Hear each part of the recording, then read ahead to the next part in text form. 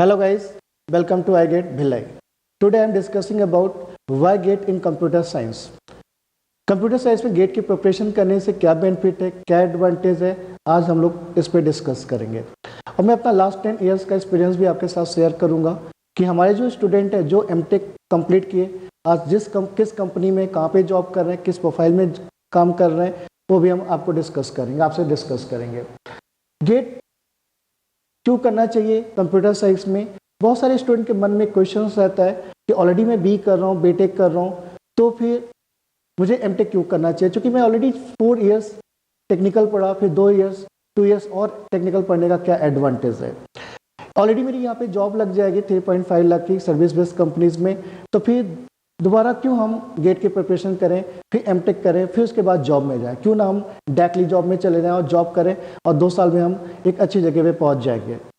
ऐसा उनका सोच होता है। उनको लोग एडवाइस भी करते हैं कि एमटेक करने से क्या फ़ायदा है, एमटेक करोगे तो टीचर बन जाओगे, तो बेटर है कि आपको जॉब मिल जाएगी, आप उस जॉब को फॉलो करो, 2 साल में थोड़ा आप ग्रो कर जाओगे। लेकिन ये सच्चाई नहीं है। आज हम डिस्कस करेंगे कि एमटेक करने से क्या क्या बेनिफिट है, क्या एडवांटेज है। एमटेक करने से पहला बेनिफिट जो है, पहला जो एडवांटेज है कि आप go for higher study. Higher study के लिए आप मूव कर सकते हैं, एमटेक में जा सकते हैं, एमएस में जा सकते हैं, पीएचडी में आप जा सकते हैं। एमटेक करने से क्या बेनिफिट है? एमटेक करने से बेनिफिट ये कि पहला प्लेसमेंट इन कंप्यूटर साइंस। मैं स्पेशली कंप्यूटर साइंस के बारे में डिस्कस कर रहा हूँ। इतना बढ़िया प्लेसमेंट आईटीज, ट्रिपल आईटीज में होता है। किस टाइप की कंपनीज होती हैं आप यहाँ पे देख सकते हैं। Placement Microsoft, Cisco, IBM ISL, Google, Honeywell, Oracle, Amazon, Flipkart, Adobe, Nvidia, SAP lab, Wipro R&D, Yahoo, Facebook, Star India, Apple, Goldman Sachs, Intel, 100+ companies वहां पे आपको मिलती हैं। ये सारी कंपनीज प्रोडक्ट बेस्ड कंपनीज हैं, ये वर्ल्ड की फेमस कंपनीज हैं। ये कंपनीज आपको सिर्फ टॉप कॉलेज में ही मिलेंगी। यदि आप एमटेक करते हैं तो ये कंपनीज वहां पे आपको प्लेसमेंट के लिए आपके लिए आएंगी। आप यहाँ पे सिलेक्ट हो सकते हैं और यहाँ पे क्वालिटी जॉब जिसको बोलते हैं, सिक्योर जॉब जिसको बोलते हैं, society status job, 8 hour job जिसको बोलते हैं आप, ठीक है। यहाँ पर higher salary, higher package job, ये सब चीज़ें यहाँ पे आपको मिलेंगी। ये सब चीज़ें आपको quality job, secure job, higher package job, ये आपको बेसिक सर्विस बेस्ड कंपनी आपको प्रोवाइड नहीं कर पाएगी। उनका तो पैकेज, नॉर्मल पैकेज उनका 3.5 लाख होता है। इनका पैकेज मिनिमम जो होता है 12 लाख होता है। मतलब हायर और कितना पैकेज मिलेगा टोटली डिपेंड करेगा कि वहाँ का बैच कैसा है, उस कॉलेज का, उस जहाँ पे आप स्टडी कर रहे हैं, और आप में पोटेंशियल कितना है, आप में कैपेबिलिटी कितनी है। हमारा एक स्टूडेंट था लास्ट ईयर 2012 का पास आउट है भिलाई से, और फिर उसने एमटेक किया IIT कानपुर से। 2014 में पास आउट हुआ, 80 लाख का पैकेज है। फिलहाल अभी वहाँ पे उसने जॉब यूएस से छोड़ के अभी यहाँ पे इंडिया में ज्वाइन कर लिया, सैप लैब में 25 लाख पर है। ऐसे बहुत सारे स्टूडेंट है। एक स्टूडेंट और है हमारा जो विप्रो R&D में काम कर रहा है, 20 लाख के आसपास सैलरी है। कुबूल में लोग काम कर रहे हैं, 24 लाख का सैलरी है। माइक्रोसॉफ्ट हैदराबाद में लोग काम कर रहे हैं। हमारे लास्ट स्टूडेंट जो हमारे पास से एमटेक किए, हमारे पास से गेट क्वालिफाई किए, फिर एमटेक किए, माइक्रोसॉफ्ट में प्लेस हैं। 3 से 4 स्टूडेंट हैं, 21 लाख का पैकेज है। 2009 की पास आउट एक स्टूडेंट हमारी है, इस समय माइक्रोसॉफ्ट यूएस में प्लेस है, वहाँ पे जॉब कर रहे हैं।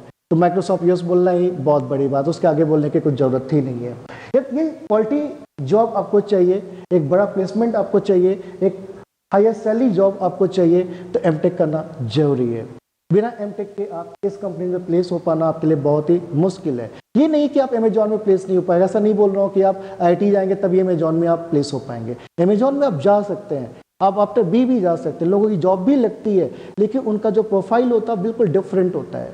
ठीक, कैसा प्रोफाइल रहेगा? आफ्टर बी यदि आप वहाँ पे जाते हैं, सप्लाई चेन मैनेजमेंट में आपको डाल देंगे, आपको लॉजिस्टिक में डाल देंगे, इन सब जॉब में आपको डाल देंगे, जिसमें मतलब आप बोल सकते हैं टेस्टिंग में आपको डाल देंगे, जिसमें आपका पैकेज वाकई कम रहेगा। वो पैकेज, वो चीज़ आपको नहीं मिलेगी जो IITs या ट्रिपल IITs के स्टूडेंट को मिल रही है। 26 लाख, 25 लाख की जॉब आपको नहीं मिलेगी। हमारा एक स्टूडेंट है, पास आउट है ट्रिपल IT बंगलौर से, अभी फ्लिपकार्ट में 26 लाख का है।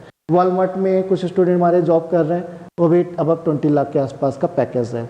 तो इस टाइप का पैकेज आपको चाहिए, एक बिग जॉब चाहिए आपको, एक क्वालिटी जॉब आपको चाहिए, तो एमटेक करना जरूरी है। ये प्लेसमेंट सेम एमएस के लिए भी है।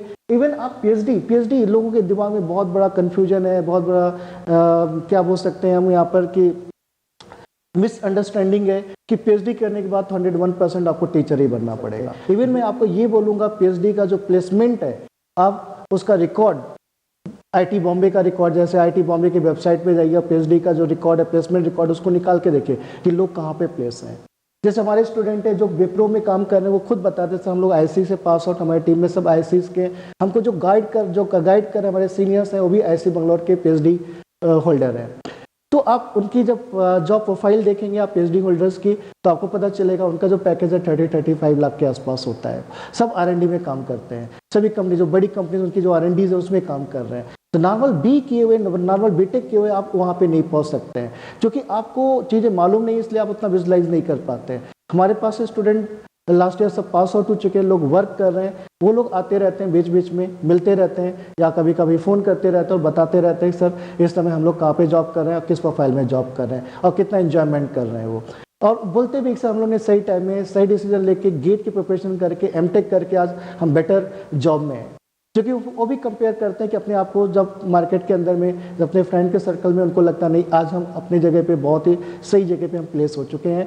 एमटेक, एमएस और पीएचडी करने से आपको इस टाइप की कंपनीज के अंदर में आपको जॉब मिलेगा। सबसे बड़ा बेनिफिट यहाँ पर यह है कि आप एमटेक या पीएचडी या एमएस आप करते हैं तो यहाँ पे जो इन्वेस्टमेंट है घर के ऊपर आपको बहुत ज़्यादा बर्डन नहीं देना पड़ेगा, क्योंकि यहाँ पर आपको स्कॉलरशिप मिलेगा पर मंथ। एमटेक में आपको 12,400 मिलेगा, तो आपका वहाँ पे फीस भी निकल जाता है, रहने का मतलब गवर्नमेंट आपको पैसा प्रोवाइड कर रही है पढ़ने के लिए। आपको घर से पैसा नहीं लगाना पड़ेगा, सिर्फ आपको वहाँ पे जाके अच्छे से स्टडी करना है। और यहाँ पे इन्वेस्टमेंट आप बोल सकते हैं कि जीरो है। आप पीएचडी में जाते हैं तो आपको वहाँ पे 25,000 पर मंथ मिनिमम मिलता है, मतलब सिर्फ आपको स्टडी करना है वहाँ पे जाके। गवर्नमेंट आपको बोला आप जाइए, पढ़िए, स्टडी करिए, मेहनत करिए, आप पैसा गवर्नमेंट आपको प्रोवाइड कर रही है। तो यहाँ पे इन्वेस्टमेंट देखा जाए, इन्वेस्टमेंट कॉस्ट देखा जाए तो नियर अबाउट आप बोल सकते हैं यहाँ पर जीरो है। अब प्लेसमेंट शानदार, इतना अच्छा प्लेसमेंट कहीं भी नहीं मिल सकता है। क्वालिटी एजुकेशन भी आपको वहाँ पे मिलेगा। एमएस और एमटेक में बेसिक डिफरेंस यहाँ पर है कि एमटेक में आपको कोर्स वर्क ज़्यादा करना पड़ता है, प्रोजेक्ट वर्क कम रहता है, लेकिन एमएस में आपको प्रोजेक्ट वर्क ज़्यादा रहता है, कोर्स वर्क थोड़ा कम रहता है। और पीएचडी में तो कोर्स वर्क भी रहता है थोड़ा सा, और यहाँ पे प्रोजेक्ट वर्क बहुत ही ज़्यादा रहता है। इवन आपको मैं बता दूँ कुछ हमारे स्टूडेंट ऐसे भी हैं जो आफ्टर भी एलई पीएचडी कर रहे हैं, गांधीनगर से कर रहे हैं, गुवाहाटी से कर रहे हैं, बॉम्बे से कर रहे हैं, वो लोग वहाँ पे एंजॉय कर रहे हैं। वो लोग बोलते हैं सर सही में इसको बोलते हैं एजुकेशन। यहाँ आने के बाद हमें पता चला कि वाकई क्वालिटी एजुकेशन ये चीज़ होती है। तो बेटर है कि एक क्वालिटी एजुकेशन की तरफ मूव करिए और वहाँ पर ये सब बेनिफिट्स आपको मिलेंगे और इन्वेस्टमेंट भी आपका क्या रहेगा, जीरो रहेगा। इवन आपको एमटेक करने का मन नहीं है, आपको जॉब में ही जाना है और गवर्नमेंट जॉब की तरफ आप स्विच करना चाहते हैं या आप इंटरेस्टेड है, तो वो भी उसके गेट के थ्रू भी एक ऑप्शन यहाँ पे ओपन होता है। गेट के थ्रू आप पीएसयूज में भी ज्वाइन कर सकते हैं। ये तो आपकी रैंक टॉप 100 में है, टॉप 50 में है, तो IOCL से कॉल आएगा, ONGC से कॉल आएगा, बार्क है, BPCL है, BSNL है, NTPC है, प्लस 50+ कंपनियां यहाँ पर गवर्नमेंट कंपनियां जहाँ पे आपको जॉब लग सकती है। ये बेनिफिट यहाँ के पैकेजेस भी आप निकाल के देख सकते हैं, फाइंड आउट कर सकते हैं। IOCL 15 lakh, 21 lakh, ONGC, BARC, मतलब एक बेटर, एक आप सोसाइटी स्टेटस जॉब आप बोल सकते हैं। ये सब जॉब्स रहती है। आप किसी को बोलते हैं मैं बार्क में हूँ, मैं DRDO में हूँ, मैं इसरो में काम कर रहा हूँ, मैं IOCL में हूँ, तो वहाँ पे आपका सोसाइटी स्टेटस बेसिकली आपका काफ़ी इंक्रीज हो जाता है, बढ़ जाता है। लोग आपको अच्छे निगाह से देखते हैं कि नहीं वाकई मतलब आप में कुछ क्वालिटी है, तभी आप यहाँ पे जॉब कर रहे हैं। और मतलब बेनिफिट आपको यहाँ पर ये है। इवन आपके घर वाले भी बहुत ही खुश होते हैं कि हमारा बच्चा आज बहुत अच्छी जगह पे प्लेस है।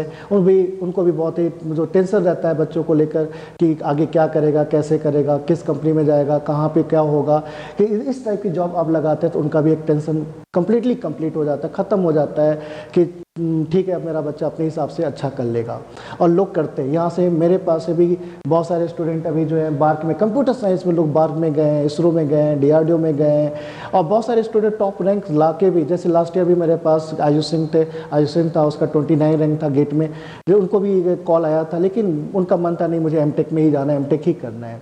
तो हमारे पास तो हर साल टॉप 100 में स्टूडेंट रहते हैं, लेकिन मोस्टली स्टूडेंट एमटेक की तरफ मूव करते हैं, क्योंकि वो कंप्यूटर साइंस के स्टूडेंट हैं, तो उनका एक टारगेट रहता है कि एमटेक कर लिया जाए और फिर उसके बाद देखेंगे क्या करना है। फिर बहुत सारे ऐसे भी स्टूडेंट को मैं देख रहा हूँ आज की डेट में, जिन्होंने जॉब किया, एक साल 2 साल 3 साल जॉब किया, 20 लाख 15 लाख 16 लाख की जॉब किया, आज वो PhD की तरफ स्विच कर गए हैं। अब उनको लगता नहीं मुझे R&D की तरफ जाना है। अब वहाँ पे जाके हो सकता है उनको ज़्यादा विजुअलाइजेशन होता होगा, ज़्यादा उनको मालूम पड़ता होगा कि PhD के क्या बेनिफिट्स है, क्या एडवांटेज है।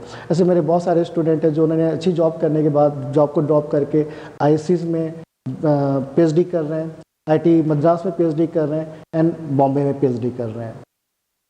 तो आप PSU की तरफ भी मूव कर सकते हैं, और बहुत बड़ा बेनिफिट है, बहुत बड़ा एडवांटेज है। एक्चुअल में होता क्या है कि हम लोग जब 11-12 में रहते हैं उस समय IITs की बहुत ही प्रिपरेशन करते हैं, हम लोग एक जुनून टाइप से मेहनत करते हैं, नहीं करना है IIT निकालना है, बेटेक हमको IIT से करना है। लेकिन वहाँ पे इतना कंपटीशन रहता है, 16 लाख स्टूडेंट वहाँ पे बैठते हैं, तो उनके बीच में हम लोग उसको क्रैक नहीं कर पाते हैं। वहाँ पे थोड़ा सा हम लोग अपने आप को फेलियर महसूस करते हैं, और फिर हमारा जब एडमिशन हो जाता है बेटेक के अंदर में, तो हमको दोबारा लगता है यार अब कैसे IIT की तैयारी करें, एक बार मैं फेलियर हो चुका हूँ, फेलियर अपने आप को महसूस करते हैं, तो उनको लगता है उतनी मेहनत दोबारा नहीं हो पाएगी। लेकिन मैं आपको बताऊँ, यदि आप में एक जुनून है, आप में एक डेडिकेशन है, तो आप इस एग्ज़ाम को ईजिली फाइट कर सकते हैं, ईजिली आप निकाल सकते हैं। यहाँ पर जो कंपटीशन है, गेट में जो कंपटीशन है वाकई में बहुत ही कम है। कंप्यूटर साइंस में आप देखेंगे तो इस साल यहाँ पर 1,16,000 स्टूडेंट ने लिखा था, लेकिन ओनली 16% स्टूडेंट गेट क्वालिफाई कर पाए। इसका मतलब 84% जो स्टूडेंट है वो डमी थे, मतलब क्वालिफाई नहीं कर पाए वो, क्योंकि उनकी प्रिपरेशन ही नहीं थी। फॉर्म सभी लोग भरते हैं, सब लोग घर में बता देते हैं मैंने फॉर्म भर दिया, मैं गेट का एग्जाम लिखने जा रहा हूँ, लेकिन जब वहाँ जाते हैं तो एक्चुअल में उससे क्वेश्चंस बनते ही नहीं, समझ में ही नहीं आते क्वेश्चन, क्योंकि उनका लेवल ही अलग होता है, डिफरेंट लेवल होता है वहाँ पर। जब बिना प्रिपरेशन के, बिना स्टडी के, बिना वेल प्लान के आप गेट का एग्जाम क्लियर नहीं कर सकते हैं। लेकिन आप शुरू से लगते हैं, हमारे पास स्टूडेंट आते हैं 5th सेमेस्टर से लगते हैं, काफ़ी अच्छा टाइम उनके पास रहता है, कॉलेज में रहते वो गेट की प्रिपरेशन करते हैं और फाइनल ईयर में बहुत अच्छे रैंक्स लेके आते हैं। जैसे इस साल रैंक में अपने डिस्कस करूँ तो 16 रैंक है, 80 रैंक है, 114 रैंक है, 151 रैंक है, 254 रैंक है, 376 रैंक है। विद इन 400 ही आपको यहाँ पर 10 स्टूडेंट मिल जाएंगे, और मैक्सिमम स्टूडेंट जो कॉलेज से बिलोंग करते हैं, फाइनल से बिलोंग करते हैं, 1-2 को छोड़कर। तो बेटर है कि हम लोग सही टाइम में चॉइस करें, सही टाइम में हम लोग डिसाइड करें कि हमको गेट करना है, और एक डेडिकेशन के साथ में हम लोग लगे यहाँ पर, तो इजीली हम लोग गेट को यहाँ पर फाइट कर सकते हैं और क्लियर कर सकते हैं। और हर साल यहाँ पर लोग कर रहे हैं, मैं देख रहा हूँ लोग कर रहे हैं, बेनिफिट हो रहा है लोगों को। मतलब ये मत सोचिए कि हम वहाँ पे फेल हो गए थे, वहाँ पे नहीं कर पाए तो अब फिर से नहीं कर पाएंगे, लेकिन आप चाहोगे तो 101% कर लोगे। एक्चुअली सेकेंड यहाँ पर बेनिफिट आपको मैंने बताया कि आप PSU की तरफ मूव कर सकते हैं, और थर्ड बेनिफिट है अंडरस्टैंडिंग ऑफ सब्जेक्ट। यदि आप गेट की प्रिपरेशन करते हैं तो क्या क्या बेनिफिट है? पहला बेनिफिट है आपका clear basic concept through GATE. Next benefit है confidence in subject through GATE. Next benefit आपको command on technology through GATE. Next आपका क्वालिटी एजुकेशन। आपको क्वालिटी एजुकेशन, आपको अपना बेसिक कंसेप्ट क्लियर करना है तो गेट की प्रिपरेशन करना जरूरी है।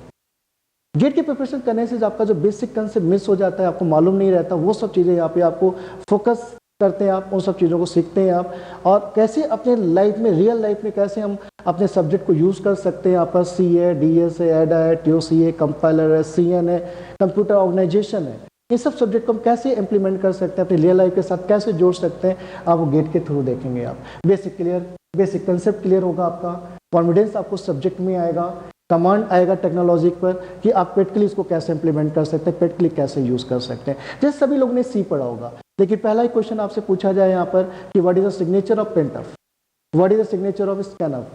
तो एक सिग्नेचर लिखने में, हमको कंप्लीट सिग्नेचर लिखने में प्रिंटफ का या स्कैनफ का लिखने में बहुत प्रॉब्लम होती है, हम नहीं लिख पाते। उसका रिटर्न टाइप क्या है, फंक्शन नेम क्या है, आर्गूमेंट क्या है, कौन सा आर्गूमेंट ऑप्शनल है, कौन सा आर्गूमेंट कंपल्सरी है, ठीक है, प्रिंटफ किस टाइप का वैल्यू रिटर्न करेगा, उसका रिटर्न टाइप कैसा है, ये चीज़ हमको भी नहीं मालूम रहती। जबकि हम पूरा कंप्लीटली C पढ़ लेते हैं, हम बोलते हैं हमको C आता है, तो उसके बावजूद भी नहीं मालूम रहता, क्योंकि वहाँ पर हमारा बेसिक कंसेप्ट वीक रहता है। हम उतने बेसिक तरीके से या उसने फंडामेंटल तरीके से हम उस चीज़ों को नहीं देखते हैं ऐसे नॉर्मल स्टडी के अंदर में कि जितना हम गेट में आके देखते हैं। नहीं है, हमको इसका रिटर्न टाइप भी मालूम होना चाहिए, इसके आर्गूमेंट पता होने चाहिए, इसमें कौन सा आर्गूमेंट ऑप्शनल है भी पता होना चाहिए, कौन सा कंपल्सरी और कैसे यूज़ करना है ये भी आपको, मतलब वेराइटीज़ कि प्रिंट अप कितनी वैरायटी हम लोग यूज़ कर सकते हैं, स्कैन अप को कितनी वैरायटी में यूज़ कर सकते हैं, ये सब चीज़ें आप यहाँ पर सीखते हैं।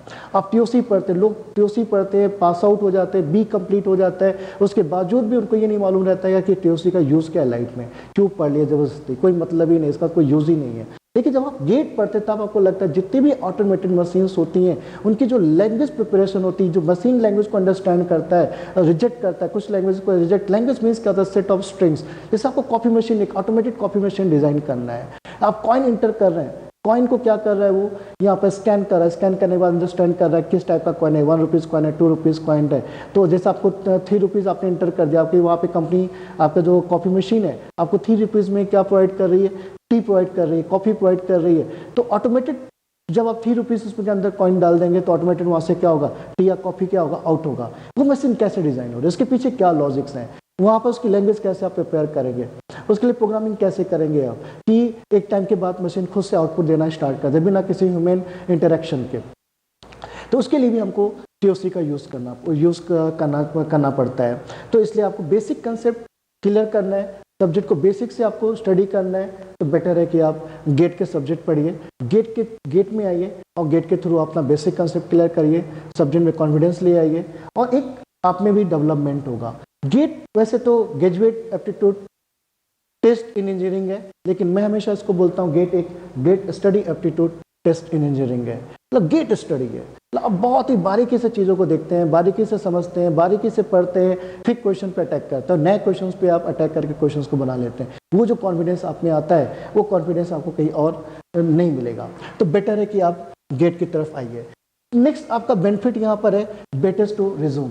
जब आप रिज्यूम में अपने रिज्यूम में लिखते हैं कि मैं गेट क्वालिफाई हूँ, वहीं पर सामने वाला समझ जाता है कि बंदे में तो दम है यार, गेट क्वालिफाई किया, इतना बड़ा एग्जाम, इंटरनेशनल एग्जाम आपने क्वालिफाई किया है, तब कुछ ना कुछ तो बात आप में है।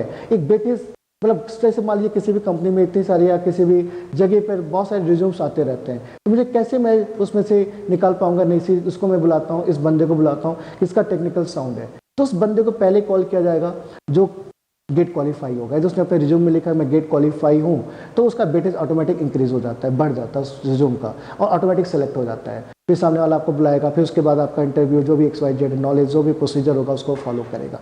तो रिज्यूम का वेटेज यहाँ पे काफ़ी इंक्रीज हो जाता है। इसके बाद भी और भी एग्जाम्स हैं, बहुत सारे एग्जाम्स हैं जो गेट के थ्रू गेट की प्रिपरेशन आप करते हैं तो उनकी प्रिपरेशन ऑटोमेटिक हो जाती है। आपकी जो चीज़ें आपको देखनी पड़ती हैं मैक्सिमम चीज़ें वहाँ पर कवर हो जाती हैं। जैसे इसरो का एग्जाम देना है आपको, DRDO का एग्जाम देना है, बार का एग्जाम देना, बार गेट के थ्रू भी सिलेक्शन लेता है और उसका खुद का भी एग्जाम होता है, सेल का एग्जाम है, CIL का एग्जाम है, ACIL का एग्जाम है। इन सब एग्जाम को फाइट करना है तो गेट की प्रिपरेशन करना जरूरी है, क्योंकि इनकी भी स्टडी क्या टोटली गेट से ही कनेक्टेड है, या गेट का जो सिलेबस है बेसिकली वही यहाँ पर भी सिलेबस है। जैसे इस साल मैंने देखा यहाँ पर CGPS से निकला था, यहाँ पर हमारे पास भी 10 से 12 लोग आए थे जो मेरे स्टूडेंट थे, यहाँ पर ड्रॉप लिए और उन्हें जॉब छोड़ के आए कि सर मुझे अब CGPSC पहली बार बहुत समय के बाद निकला है और मुझे टेक्निकल पढ़ना है और मुझे वहाँ पे लगाना है। तो CGPSC में असिस्टेंट लेक्चर्स के लिए निकला था, polytechnic college and JC college, government engineering college के लिए बेसिकली। तो मैंने देखा यहाँ पर लोग एकदम जुनून टाइप से डेडिकेशन के साथ में लोगों ने प्रिपरेशन किया और आउट ऑफ 10 में 8 स्टूडेंट मेरे जो है वहाँ पे सेलेक्ट हो गए, आज गवर्नमेंट जॉब में चले गए। मतलब गेट और बेसिकली वहाँ पर ही पूरा सिलेबस जो था गेट का ही था। ठीक है, आप गेट की प्रिपरेशन करते हैं तो जितने भी टेक्निकल एग्जाम्स होते हैं यहाँ पर इंडिया के अंदर में, उन सारे एग्जाम को आप मोस्टली फाइट कर सकते हैं। आपको डर नहीं लगेगा, आपको टेक्निकल में कभी डर नहीं लगेगा। जब आपने अच्छे से गेट पढ़ा हुआ है तो कोई भी एग्जाम आप कभी भी फाइट कर सकते हैं और ये स्टडी आपकी बेकार नहीं जाएगी, कभी भी बेकार नहीं जाएगी। आप यूज़ करेंगे, कंपनीज में यूज़ करेंगे, आप काम करते, भले आप MTech किए नहीं किए वो अलग की बात है। ये जो नॉलेज आपका इंक्रीज हो रहा है, जो आपका बेसिक कंसेप्ट क्लियर हो रहा है, बेसिकली कंपनी में भी वही आपको यूज़ होगा। यदि आप गेट पढ़ते हैं तो बहुत सारे बेनिफिट्स हैं आपको, जैसे मैंने यहाँ पे डिस्कस किया। पहला बेनिफिट मैंने आपको बताया MTech, MS, PhD। दूसरा आप PSU की तरफ मूव कर सकते हैं। तीसरा आप understanding of subject. Next weightage to resume, ठीक है, increase weightage of resume and other exams. ठीक है, तो आप भी डिसाइड करिए, कोशिश करिए कि प्लान बनाइए कि गेट मुझे करना चाहिए और गेट करने से ये सब बेनिफिट्स हैं। थैंक यू, धन्यवाद।